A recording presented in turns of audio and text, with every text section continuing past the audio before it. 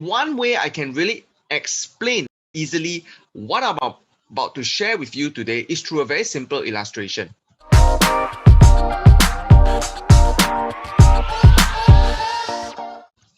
So first thing we need to do is actually just take a dive back into history. Back in Singapore during the 1960s, when the Singapore River was still dirty, right?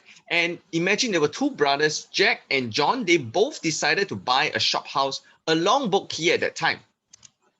So Jack sold his shop house when the Singapore River was still dirty, but John sold his shop house when the rivers were clean.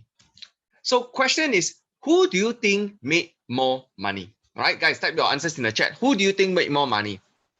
Okay, now I know you must be thinking, hey, obviously it's going to be John, right? Why am I sharing with you this simple illustration? It's because most people only focus on the buying, right? But they forget to also plan for their exit strategy. In fact, exiting at the right time is crucial to maximize your investment. All right, let's straight away start the first lesson, which is how to identify high growth properties that will give you six-figure profits, even if you have no real estate background knowledge, right? Why I want to do this is because now that we know that the market direction most likely for 2020 is up. But I always believe in this one thing, which is that though it might be a good time to buy properties, doesn't mean every property is a good buy. Let me first ask you, right? How do you determine if a property's value will go up? Okay, what are some factors you think that will allow this to happen? Okay, let me know your answers in the chat below. So what I always share is this. Very simply, follow where the government is putting money, right? Why? Because when the government invests billions of dollars to transform an area, that causes the value of the land in that area to increase, which in turn causes the property prices in those areas to increase as well. So some of the notable, investments the government has made previously is like Marina Bay transformations, which I'll actually share more and elaborate later, right? In fact, the Marina Bay area was, transformed from a barren land with nothing to become what we know today, which is a vibrant business district with even city living opportunities. But I know some of you might be, wondering, right?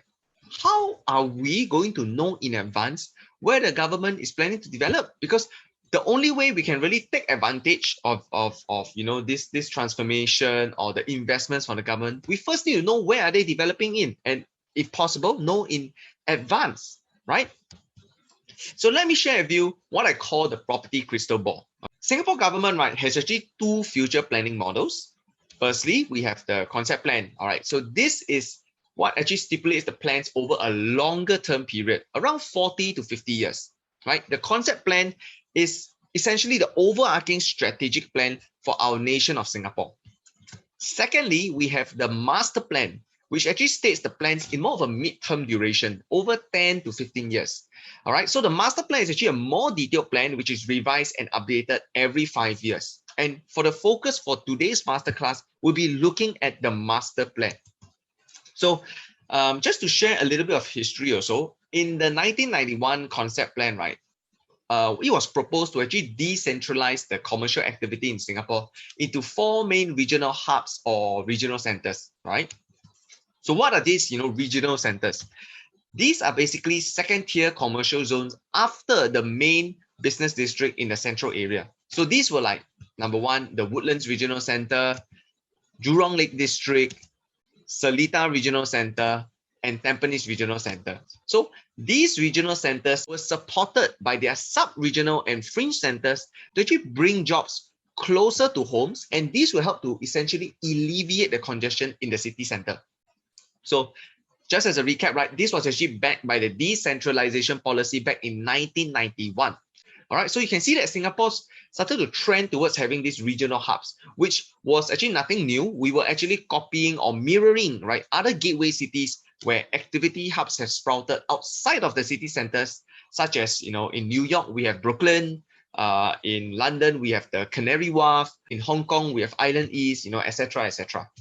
All these regional centers, they were actually further updated in subsequent versions of the master plan. Some of them that I want to add is like the Dover Knowledge District. In fact, this is actually the newest addition in the 2019 master plan. And it's going to be very exciting because this place, we actually have 3 white sites that's coming up. Next one being the One North District. Okay, this will continue to be an ongoing development over 13 phases, right? Right now, we are roughly around phase 6, 7. Next, we have the Jurong Innovation District. Now, this is the area where the government actually pumped in $4 billion from the research and innovation grant to develop it. So we have the Punggol Digital District, which is envisioned as the next Silicon Valley of Singapore.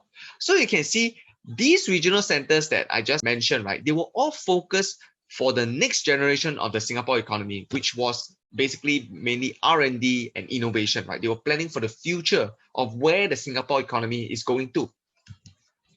And in the latest master plan, okay, these regional centers were further updated and also consolidated into what they call economic gateways. So these economic gateways are basically where regional centers and their sub-regional centers are planned strategically to synergize with each other and create commercial vibrancy. So we have the Northern Gateway, which actually merges the Woodlands Regional Center with the Punggol Digital District. Right, so this is the entrance to many growth opportunities in new innovative sectors such as the agri-tech and food, digital tech, and cybersecurity through the development of the new agri-food innovation park in Sungai Kado, all right, and also the Punggol Digital District. And Woodlands Regional Center will continue, right, growing as the largest business node for the North area, and it's actually very well positioned to serve as the corridor strategic center. In fact, there is a white side land plot right now that is for sale already.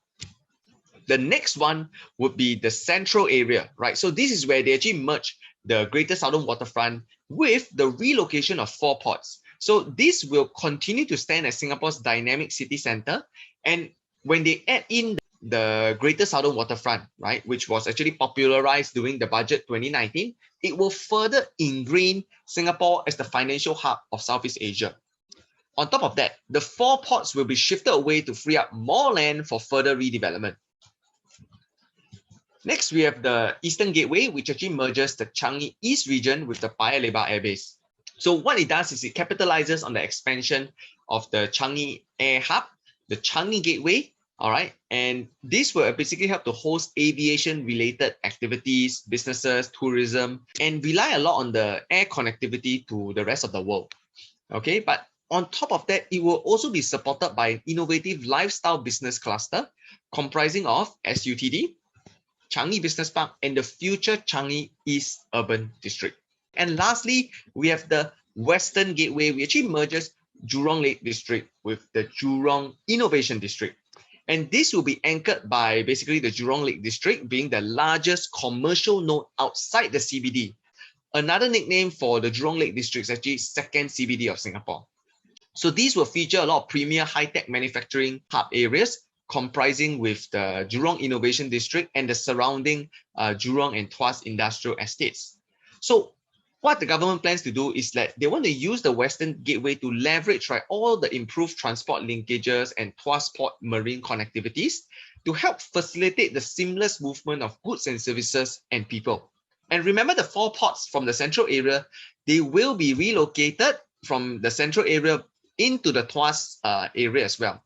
This is essentially to help to support the growing second CBD of Singapore. So now that we understand the overview of these new regional centers, let's dive even deeper. So under the master plan, all right, each regional center is actually further broken down into key transformation areas, which they actually call urban transformations. And these will basically help to encourage economic growth and bring jobs closer to residents. And if we're able to find out where these areas are, right, where are all these urban transformations located at, we can reasonably predict growth areas. And on top of that, write the trend, right? That's where you see potential 6-figure profits, which I've actually helped a lot of my friends and clients.